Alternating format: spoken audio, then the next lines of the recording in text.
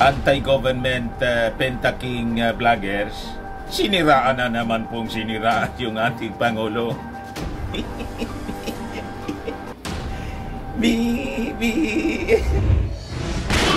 Nagbabagang mga balita at pagtalakay sa mga isyu ng lipunan. Bulsa!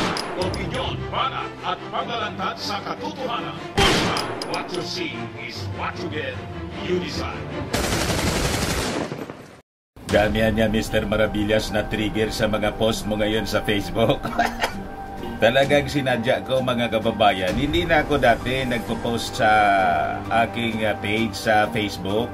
But now, kailangan ko mag-post, mga kababayan, para mapag-usapan ng mga mamamayan ang tungkol sa aming profesyon na vlogging. At kami po, mga pro-government vloggers. Bakit kami pro-government?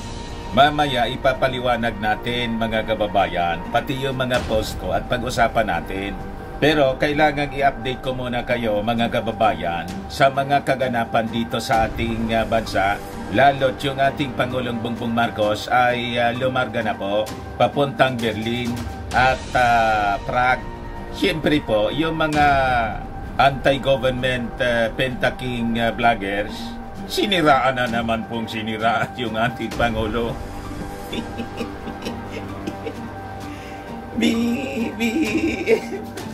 Wala mang ibang mabuti sa kanila po, si Pentaking.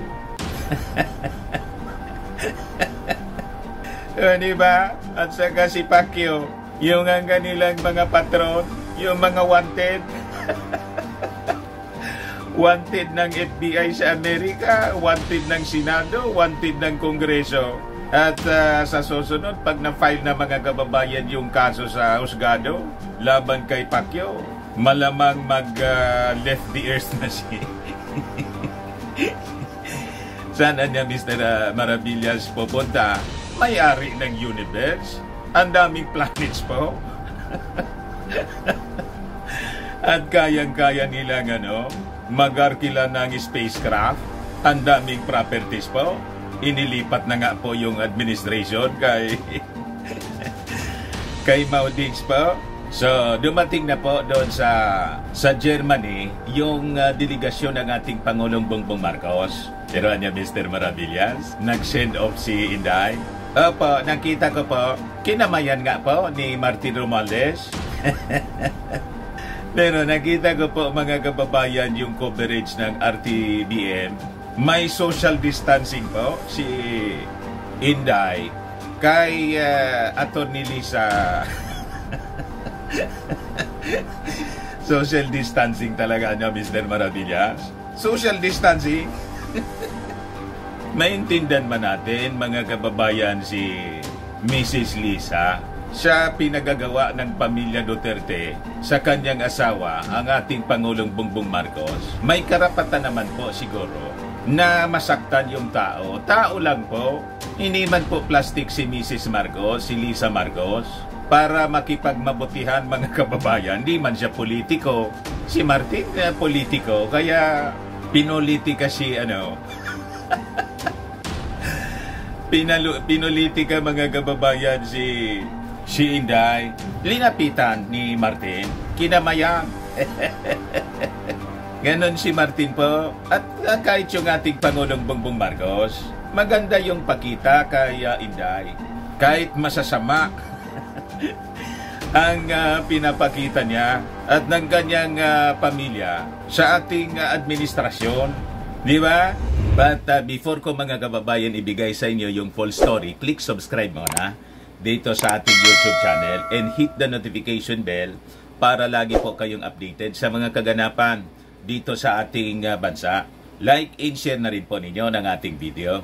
At huwag na rin po ninyo na skip yung ating mga commercial ads para tuloy-tuloy lang ang pag-unlad ng Bagong Pilipinas. Sa mga naghanap po ng malinis and spacious fitness gym, punta lang po kayo sa aming Colossal Fitness Gym. We also offer Grab Car Rental with our brand new 2023 model ng Toyota Innova. We also accept booking for those who are planning to travel via PAL, Cebu Pacific, and other airline companies, local and international. And bills payment for Meralco Bills, PLDT, Alico Bills, etc. Kahit saan po kayo gusto mag-travel, pwede na kayo magpa-online booking dito po sa aming office. Pwede rin po kayo magpa-booking sa mga hotels. May Paymaya kami, may Bayad Center na rin po. Ang Colossal Fitness Gym is located at 3rd floor, Security Bank Building, Lanco Business Park, Legazpi City, Albay. For inquiries, look for Chilon Maravillas, contact number 0966-802-0949. Yan po yung aming Innova. Lagi na pong matao dito sa amin. Na-set up na rin po yung aming mga brand new gym equipments. May treadmill na rin po kami. Ito naman po yung bago naming product na binibenta online. iGlow Serum, whitening po siya. Tingnan ninyo yung epekto sa aking anak na architect before and now. Yung mga inquiries po ninyo, dumiretso na lang kayo sa kanyang Facebook account, Riz Maravillas. Ito naman po, Firmax Firming and Lifting Cream, pinapahid po sa mga pulses in affected area. Mainam po sa paninigas na mga kasukasuan, pati sa mga pains. Ito naman po, Automax Radiant Serum, sa mukha naman yung application, anti-aging po siya. You will look 10 years younger than your age. Sa mga cancer patients naman po, baka lang gusto ninyo itong itry, Ning siya Red Mix Fruit Drink. Hindi man po siya gamot, food supplement siya. Kaya lang, gawa siya mga kababayan sa goji berry. Yung goji berry may anti-cancer properties. O yung mga inquiries ninyo, dumiretso na lang kayo sa aming messenger sa Facebook para masagot namin agad. Ayos pa? Ayos na ayos anya Mr. Maravillas. Ang dami na anyang nainggit sa inyo. Kasi mayroon na kayong kapisanan ng mga social media influencers ng Pilipinas. Ganon talaga po ang buhay. Sabi nga ng iba, inggit pikit. The reason po kung bakit kami nag-organize kasi gusto naming ma-professionalize ang aming ranks. Mamaya papaliwanag ko po sa inyo. But before that, dito muna tayo sa mga importanteng balita po. Dumating na po sa Berlin, sa Germany, yung delegasyon ng ating Pangulong Bongbong Marcos. Tingnan ninyo to. Sabi diyan sa report ng Presidential Communications Office, President Ferdinand R. Marcos arrived in Berlin, Germany, initiating his working visit to the country. PBBM is scheduled to hold meetings with German Federal Chancellor Olaf Scholz and other key figures to discuss bilateral cooperations, particularly focusing on areas such as maritime collaboration and economic ties. Ayan po, kaya nagagalit po yung mga supporters ng Fentanyl King. Kasi po, yung ating Pangulong Bongbong Marcos, travel ng travel para kausapin po yung mga kaalyado nating mga bansa. Para po sa security ng ating bansang Pilipinas na gusto ng lunukin. Lamunin ng dragon yung China po. Di ba yung China po, ang simbolo niya, dragon. Gusto na tayong lunukin na parang yung 125 million na confidential. Kaya niya, Mr. Maravillas, galit na galit sa iyo yung mga Pinta vloggers. Kasi hindi mo makalimutan yung 125 million confidential funds na linunok ni Inday. Linunok? tulad ng kanilang mga kaalyado, yung kaalyado nila na bansa, yung China, gusto na po tayong lunukin. Kaya galit na galit sa ating Pangulong Bongbong Marcos. Kasi ini-engage niya yung mga like-minded countries, Australia, Japan, South Korea, India, Amerika dati na po eh. Ngayon po, yung mga European countries. Kasi, kailangan natin na sila, mga kababayan, matulungan para sa modernization ng ating defense, ng ating armed forces. Nagets ninyo kung bakit galit na galit po? Yung mga supporters ng Penta Kingdom. Alyado sila kasi sa China. Yun ang sulsul sa kanila, mga kababayan. Siraan na siraan yung ginagawa ng ating Pangulong Bongbong Marcos. Hindi kayo magtatagumpay. Ayan po, PBBM arrives in Berlin for a 3-day working visit in Germany. Sabi diyan, nagsimula na ang biyahe ni Pangulong Ferdinand Marcos Jr. patungong Central Europe para sa kanyang working visit sa Germany hanggang Marso 13. A state visit sa Czech Republic mula Marso 13 hanggang Marso 16. Sa kanyang departure statement, ibinahagi ni PBBM ang layuning palakasin ang ating maritime at skills development cooperation sa Germany at magtatag ng labor consultations mechanism para sa proteksyon ng overseas Filipino workers sa Czech Republic. Inanunsyo rin ng Pangulo ang kanyang pakikipagkita sa ating mga kababayan sa dalawang bansa. Ayan po yung napakasipag na ating Pangulo na sinisiraan po ng mga taga Fenta Kingdom. Pero po tingnan ninyo ang trato ng ating Pangulo sa taga Fenta Kingdom. Hindi nagbabago po yung trato ng ating Pangulo sa anak ng Fenta King. Kita ninyo, napakabusilak ng kalooban ng ating Pangulong Bongbong Marcos. Pati ng kanyang pinsan na si Martin Romualdez. Isnapisalot po. Pero si Mrs. Lisa Marcos po, inisnab si Inday. Hindi lumapit kay Inday. Ipakita ko yung video. May social distancing po. Sabi ko nga po, hindi man natin masisisi si Mrs. Marcos. Ikaw man po, nagsiraan yung iyong minamahal, yung ating Pangulong Bongbong Marcos, tinawag na bangag. May adik tayong presidente at gusto pang, kung ako pa niya yung nasa posisyon ngayon, presidente pa ako, baka nakasama ka doon sa... yung tukang-tukang niya, mga kababayan. Siyempre, sasama po yung loob ni Mrs. Lisa Marcos. Pero yung Pangulo po, ayos na ayos. No problem sa kanya, si Pinta King. Ito yung paglarga niya, mga kababayan. Ito, kinamaya ni Martin. Si Inday, siyempre, ganyan naman si Martin po. Kahit ginagawan siya ng masama, tinawag na tambalos-loso, naka-smile si Martin. Ang ganda ng paka-smile ni Martin. Sabi dyan, Vice President and Education Secretary Sara Duterte shakes hands with House Speaker Martin Romualdez at Villamor Air Base in Pasay City before President Ferdinand Marcos Jr.'s departure for his working visit to Germany and state visit to Czech Republic. Di ba mga kababayan? Para kinapala na lang ni Inday yung kanyang mukha kasi hindi pa siya reading humiwalay. Pag umiwalay siya, mga kababayan, sa ating administrasyon, iwan ko lang kung ano mangyari sa kanyang political career. Pero hindi man niya sinasawa yung mga nagsisigaw-sigaw doon sa Liwasang Bonifacio. In fact, mga supporters niya, Protect Inday, ang Protect BP Sara, ang mga mababasa sa placards. Protect Duterte, hostisya para kay Pacquiao. Tapos, BBM resign. Hindi man po sinasaway ni Inday. Pero niya, Mr. Maravillas, hindi man lang kinibo ni Atty. Lisa Marcos si Inday. Normal po. Ito siya, panoorin ninyo, mga kababayan. May social distancing. Ayan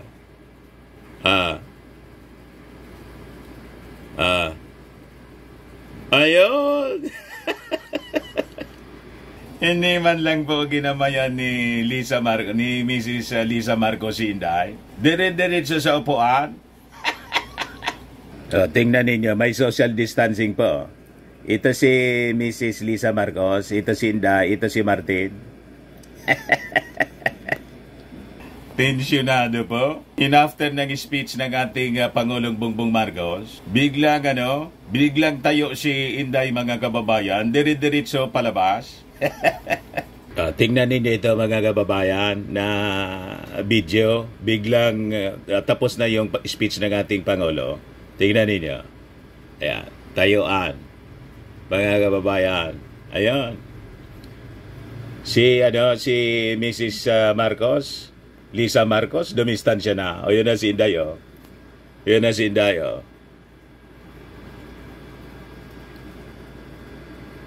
Tingnan ninyo si Inday kung saan ayan ayun, si Mrs. Lisa Marcos, ayun dire-diretso palabas. Tinanaw pa ng ating Pangulo. Dire-diretso palabas si Inday po. Hindi man kasi kinikibo ng mga cabinet members po, cabinet secretaries. Walang kumausap yata. Yan po. O, tingnan ninyo ito rito mga kababayan. Ayan, palabas na yung ating first couple. O, tingnan ninyo kung paano umiwas. Ayan o. Ayan. Malapit na. Siyempre, hihiwalay mo na yung First Lady po. Kasi may ceremony. That is part of the protocol. Normal po siya, mga kababayan. Nahihiwalay para hand salute yung ating Pangulong Bongbong Marcos with the Chief of Staff.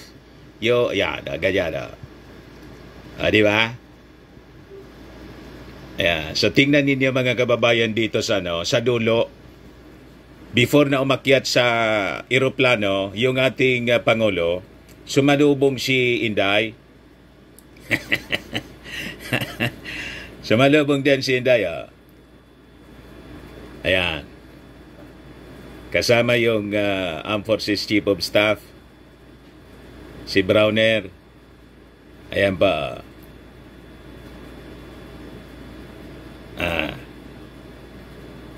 Dito ninyo makikita kung paano mga kababayan. Pero yung ating Pangulong Bongbong, binati po si Inday, nag-usap pa.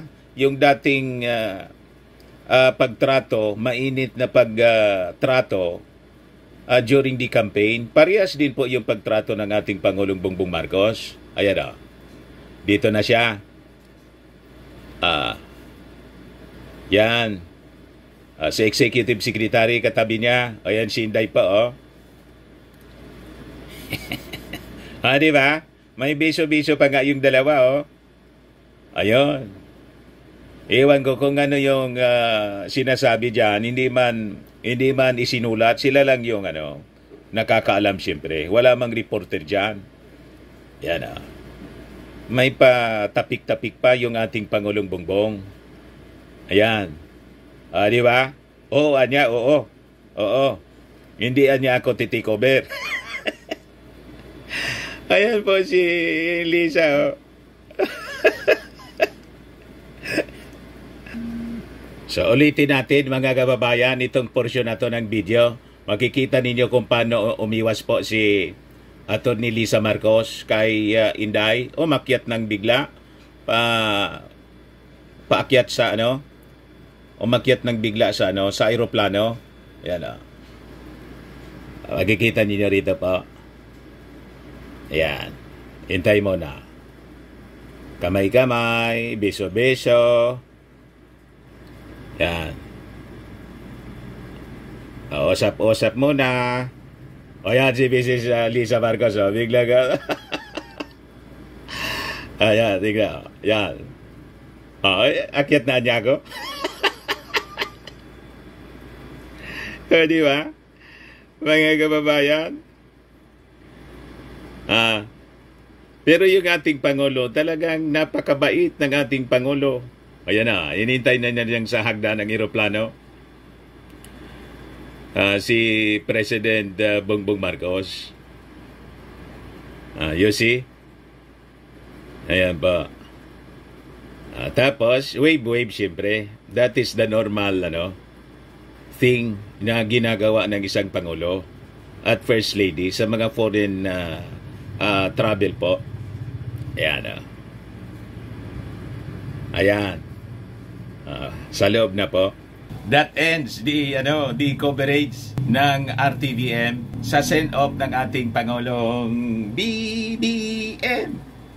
So sabi nga natin, hindi natin masisisi kung umiiwas na lang ang First Lady sa Vice Presidente po. Kasi despite ng mga magagandang ginawa ng ating first couple, magandang pagtrato sa kanya. Di ba laging magkatabi sila no mga previous foreign trips?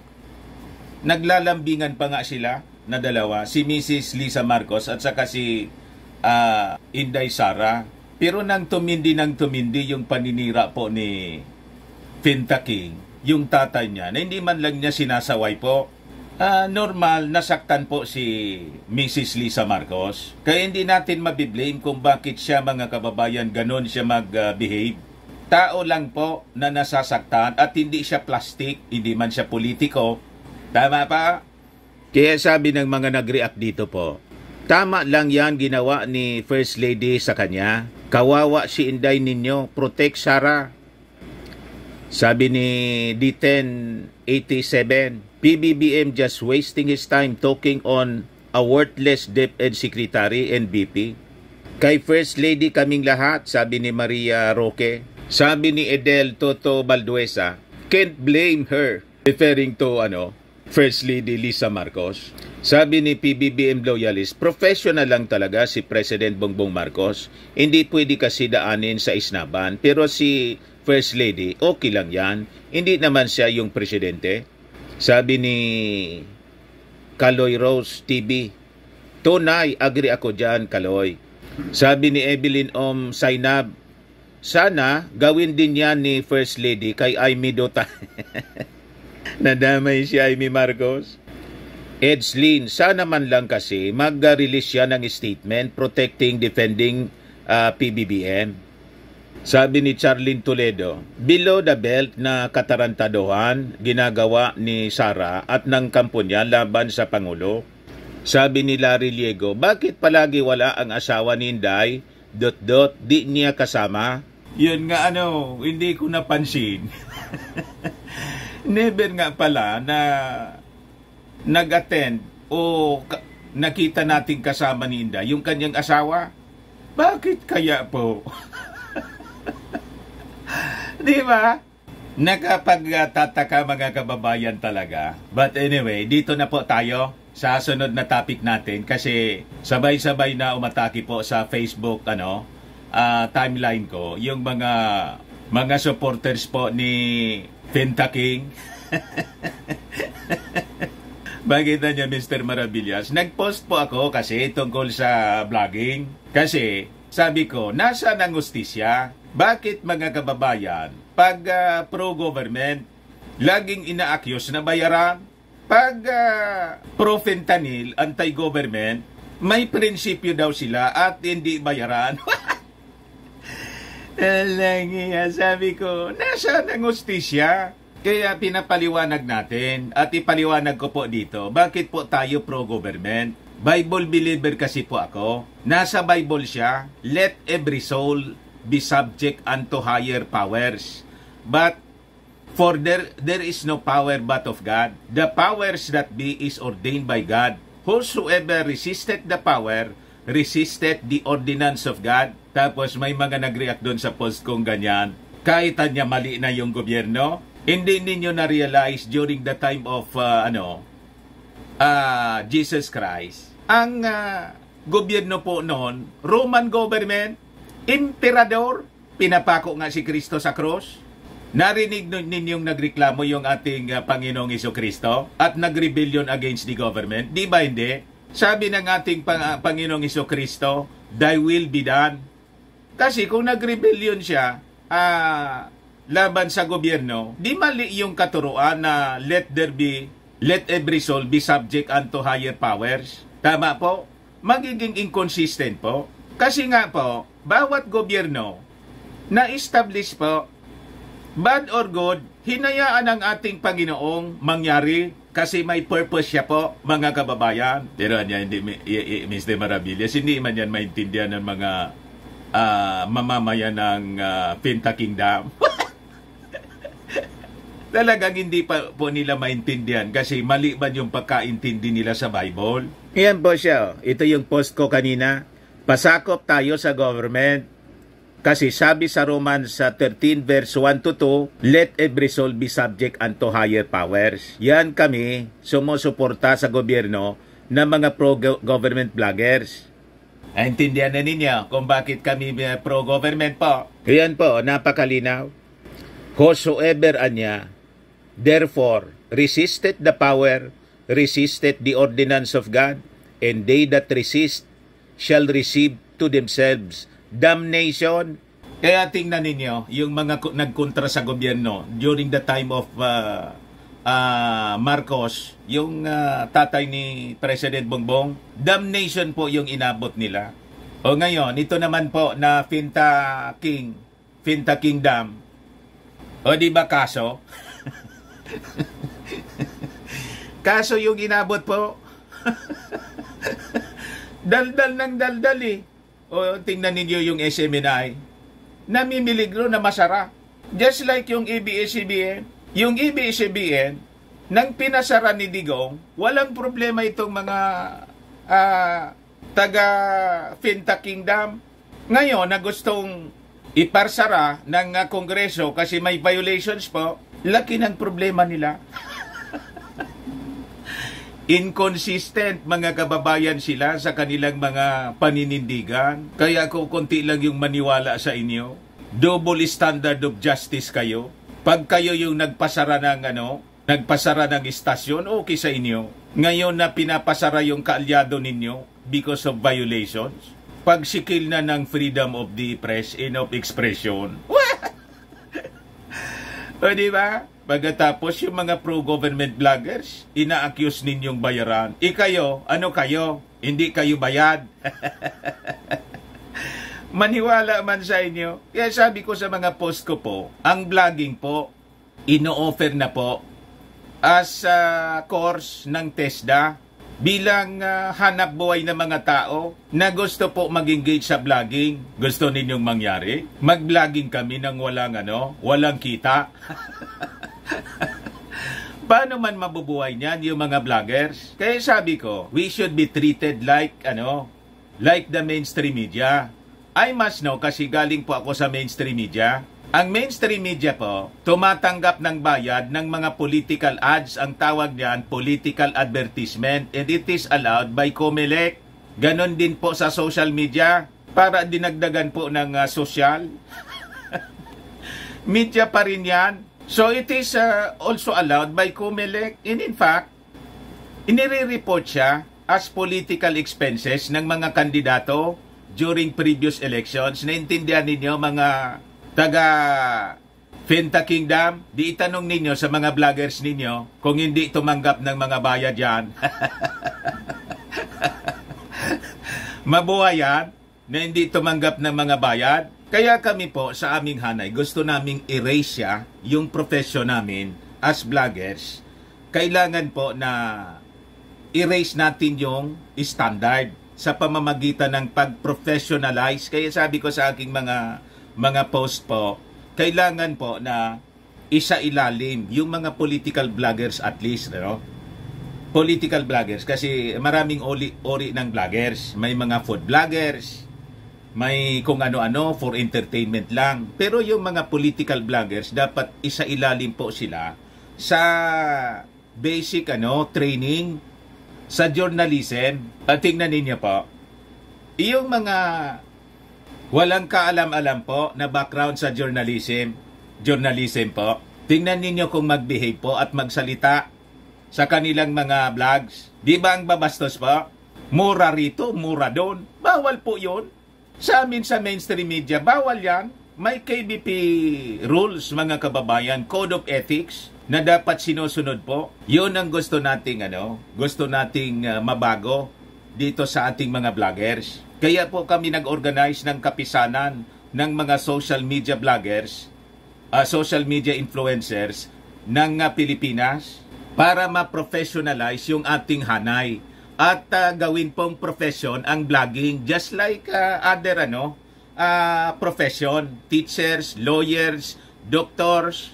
Kaya sabi ko sa post ko, doctors, lawyers, teachers, OFWs, etc., all paid for their service or work Vloggers, gusto nyo, wala bayad, masama, nasaan ang hustisya? Di ba? Yun ang tanong natin. Bakit pag pumunta ka sa doktor, pumunta ka sa abogado, kinukuha mo yung kanilang serbisyo, legal sa kanila na tumanggap ng legal fees, professional fee. Bakit sa mainstream media, pwede silang magbenta ng kanilang airtime? And in fact, ang tawag dyan sa amin, sa mainstream media, media buyer. May mga agencies, yung mga politiko, pagkatapos kinukuha yung rate ng mga istasyon ng radyo at telebisyon. Pati sa mga dyaryo, magkano yung rate ng political ads. Tapos sa kanila legal, sa amin masama ang tingin ng publiko. Bakit ganon? Nasaan ang hustisya?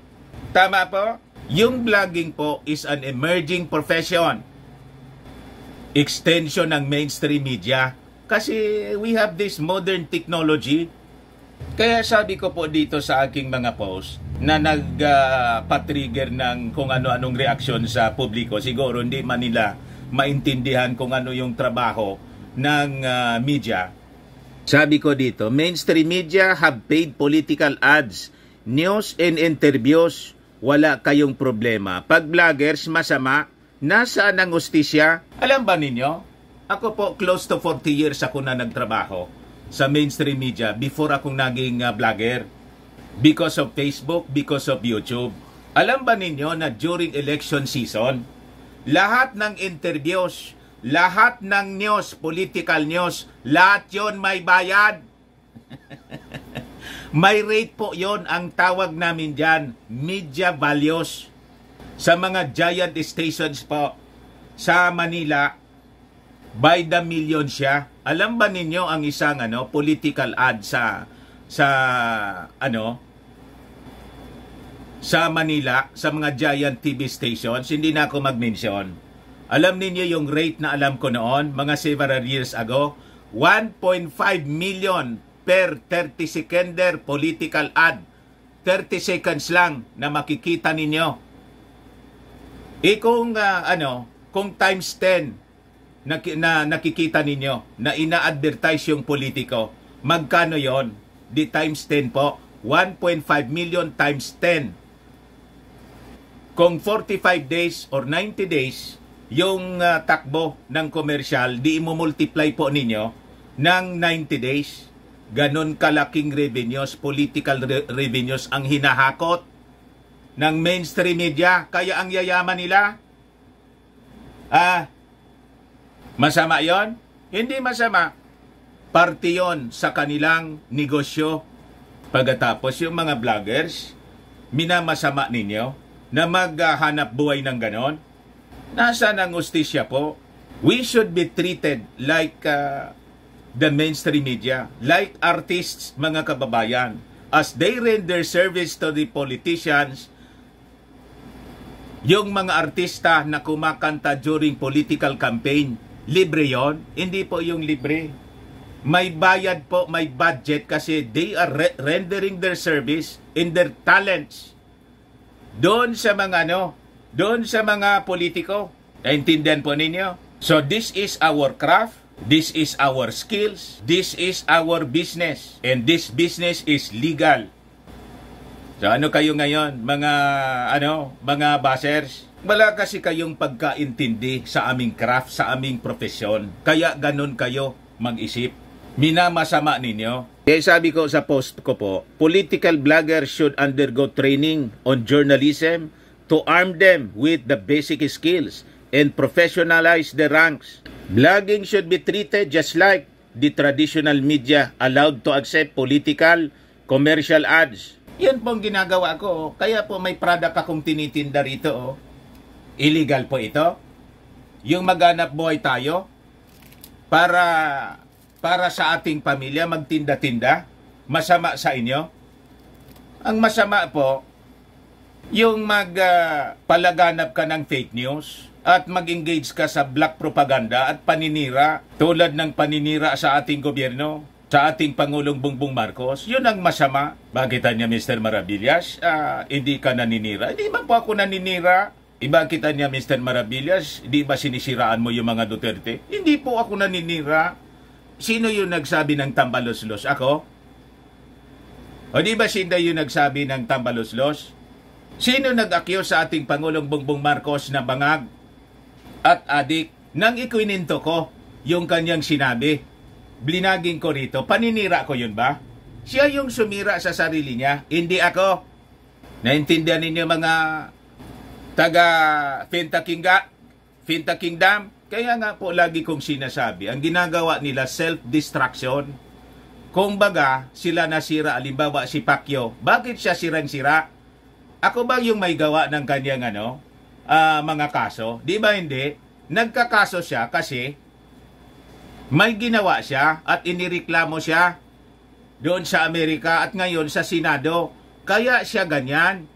Inagkwento lang naman ako.